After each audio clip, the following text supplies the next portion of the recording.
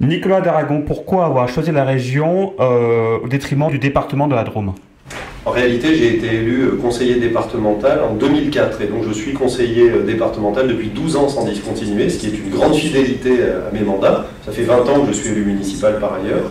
Et la compétence que j'exerce au département, qui est la vice-présidence chargée de l'économie et du tourisme, est une compétence qui, du fait de la loi NOTRe, est transférée à la région. Donc lorsque Laurent Wauquiez m'a proposé d'une part de conduire la liste en Drôme et d'autre part d'être vice-président chargé du tourisme notamment, eh bien j'ai immédiatement accepté. Quelles sont vos premières priorités pour le tourisme en Rhône-Alpes et plus spécifiquement en Drôme et en Ardèche?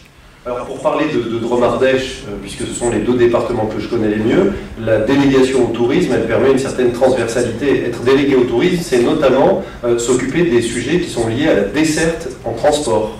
Et la desserte en transport, c'est par exemple les sorties d'autoroute de Saint-Uz ou de Pierrelatte.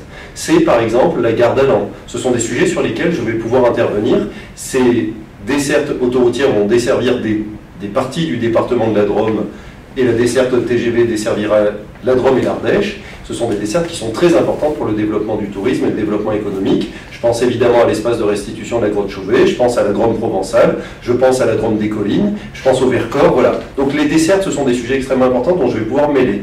Les autres sujets, c'est évidemment faire que nos visiteurs restent plus longtemps dans notre département lorsqu'ils nous rendent visite, qu'ils aillent sur les sites remarquables de nos départements. Alors il y a évidemment l'espace de restitution qui est maintenant une locomotive, mais on a d'autres locomotives qui existent depuis longtemps, le palais idéal du facteur cheval, le château de Grignan, la ferme aux crocodiles. Donc ce sont des équipements qui sont présents en Drôme-Ardèche, mais aussi des sites naturels extraordinaires, hein, les gorges de l'Ardèche ou le Vercors, sur lesquels je veux qu'on appuie particulièrement pour que les touristes passent plus de temps dans notre département. Par ailleurs, le thermalisme m'a été confié. On a une station thermale en plus sur laquelle il y a un projet d'extension à Montbrun-les-Bains, mais c'est aussi un sujet extrêmement important pour l'Auvergne, mais aussi pour les Savoies qui disposent, et pour l'Ain qui dispose de stations thermales importantes. Donc voilà, on va continuer à travailler sur le tourisme et le développement touristique de notre région, grande région Rhône-Alpes-Auvergne.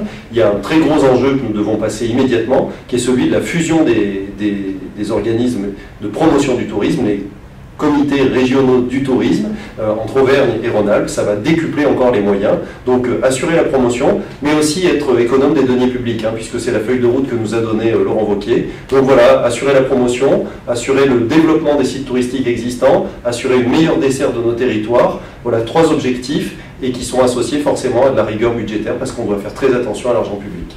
Donc il faut bien remettre sur les rails le projet de la gare d'Allan, selon vous? C'est un engagement que nous avons pris pendant la campagne des régionales, que de tout faire pour que soit inscrit dans le cadre du CPER ce projet de la gare d'Allan, le CPER, le contrat de plan État-région. Dernière question, est-ce que vous pensez aux législatives de 2017 en vous rasant? Absolument pas.